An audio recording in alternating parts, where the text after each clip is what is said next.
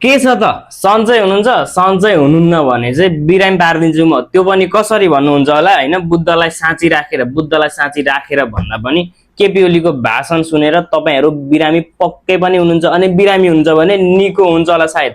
हेरौँ है त आजको दामी खालको एउटा भाषण आएको रहेछ केपी ओलीको, मञ्चमा गएर माइकमा दमासा फुक्दिएका छन्, के भनेका छन् एकचोटि मजाले सुनौ है त। स्थानीय तहको निर्वाचन आउँदैछ थाहा छ, त्यसपछि प्रदेशको निर्वाचन आउँछ। हरेक वडामा हामी 51% भन्दा माथि हरेक वडामा हुनु पर्दछ। कसरी कहाँ छन् मान्छे, कसरी हुने? 51 हरेक वडामा अरे कसले हाल्छ भोट?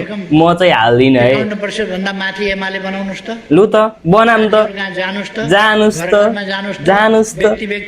जानुस् त। हिजो किन नगएको? जानुस् त। दिदी बहिनीहरु चुला चौकामा जानुस् त। तरकारी पनि पकाइदिनु त, भात पनि पकाइदिनु त। पुग्नुस् त। दिदी बहिनीहरुलाई भेट्नुस् त। उहाँहरुलाई सही कुरा बताउनुस्। सही कुरा चाहिँ बताउनु पर्छ है, ढाँट कुरा चाहिँ गर्न हुँदैन। मान्छे पत्याउँदैन, पत्याउन छोड्या छ नि। सधैँ महिला दिदी बहिनीहरुको सधैँ प्रशंसा गर्दै आए, तर भोट हालेनन्। तर यथार्थ के हो भने यसपल्ट थुप्रै महिला दिदी बहिनीहरुले एमालेलाई भोट दिनु हाल्दैनन् बा हाल्दैनन्। अब के भने कति मान्छेहरुलाई के लाग्छ भने सत्य कुरा बोल्नै हुँदैन। सत्य कुरा कहिले बोल्या हो भन्ने गरेको छु। यसपल्ट नेपाली जनताले यो चुनावमा भोट गलत ठाउँमा खसाएर गल्ती गरे। कसरी गल्ती हुन्छ? जनता नै जनार्दन हुन् भन्ने कुरा बिर्स्यो? याद छ कि बिर्स्यो? कसरी जनता गलत हुन्छन्? तिमीहरूलाई भोट हाल्दा तिमीहरूले जति नै अराजक मचाए पनि जनताले तिमीहरूलाई सुध्रिने कतिचोटि मौका दिएका हुन्। जनताले तिमीहरूलाई कतिचोटि पटक तिमीहरूलाई सुध्रिने मौका दिएका हुन्। तिमीहरूका काण्डहरू कति ठाउँमा छन्? कतिवटा काण्ड छन्? गनुम कि नगनुम? अब अहिले सुनौँ। जनताले पनि सच्याउनु पर्छ।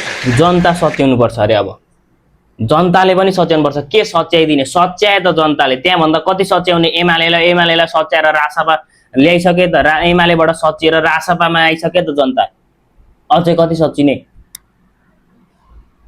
जनता जनार्दन हुन् भनेर हैन, राजतन्त्र फालेर गणतन्त्र ल्याउने तिमीहरू नै हैन, जनता नै जनार्दन हुन्छन् भनेर जनताको अधिकार जनतासँगै हुनुपर्छ भनेर जनतालाई सबैभन्दा बढी अधिकार दिएर राजतन्त्र फाल्ने तिमीहरू नै हैन। अनि जनता कसरी गलत भयो अहिले फेरि?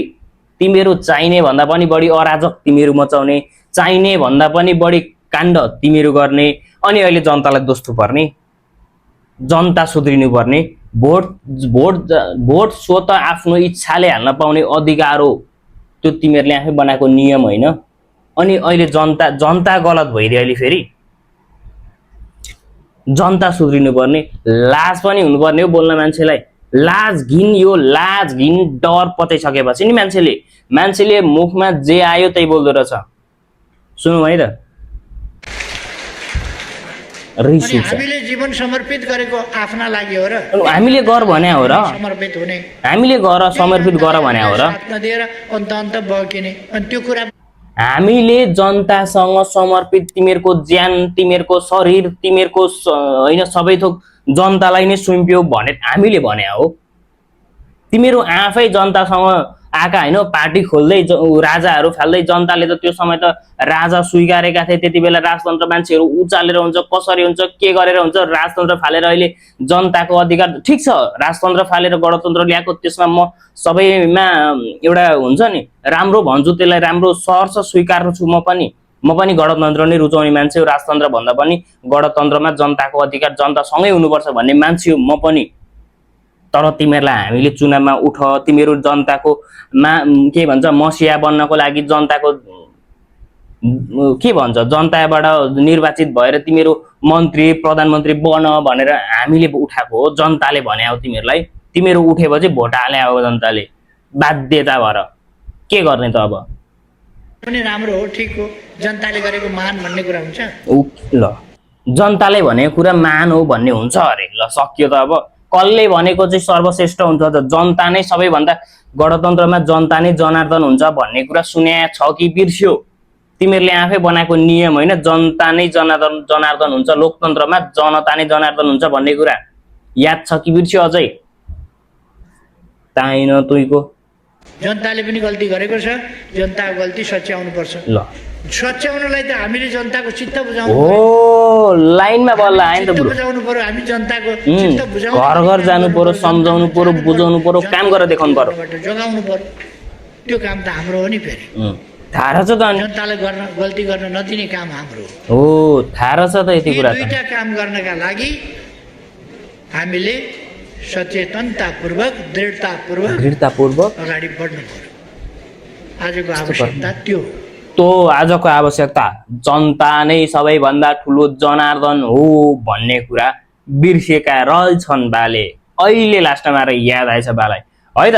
कस्तो लाग्यो तपाईँहरूलाई? एकदमै राम्रो दामी छ केपी बाको भाषण। सुनुम लागिरहन्छ। केपी ओलीले त टक्कसँगले मञ्चमा गएर ठन ठन ठन ठन भाषण दिएपछि त सारा संसार तस नस अन्धो बनिदिन्छ। अझै पनि यस्तै बानी बेहोरा, यस्तै क्रियाकलापहरू देखाउँदै गए भने अब स्थानीय सरकार आउँदैछ, समयमै स्थानीय चुनाव आउँदैछ। स्थानीय चुनावमा जनताले फेरि देखाइदेलान् फर्काएर। एमालेलाई अब एकपटक सुध्रिने चान्स जनताले दिन्छन् पक्कै पनि। स्थानीय चुनाव आउनुभन्दा अगाडि नै चेत यदि एमालेले खुलाए भने, अझै पनि केपी ओलीको पुच्छर बनेर हिँडे भने चाहिँ अझै पनि पार्टी अध्यक्ष केपी ओलीलाई नै बनाएर पार्टी चलाउने अझै उद्देश्यका साथ चलाउन लागि परे भने स्थानीय चुनावमा सुवा पारिदिन्छन्, सुवा। अब आउने स्थानीय चुनाव अगावै केपी ओलीलाई बाहिर निकालेर कुनै हुन्छ कोही हुन्छ 50 वर्षभन्दा मुनिका युवाहरूले चाहिँ एमालेलाई लिड गरेर अगाडि बढाए यदि भने एमालेमा जनता फेरि पनि आबद्ध होलान्, रुचाउलान्। नत्र भने यही तरिका, यही घमण्ड, यही दम्ब, अनि एमाले सबै सर्वश्रेष्ठ हाम्रै हो, मेरै हो भन्ने खालको यो दम्ब अझै पनि राख्ने हो भने भोलिका दिनमा आज जति भोट आएको छ नि हिजो अस्तिको चुनावमा, भोलि स्थानीय चुनावमा त्यो भोट पनि आउँदैन फेरि। बुझिराखे हुन्छ है त।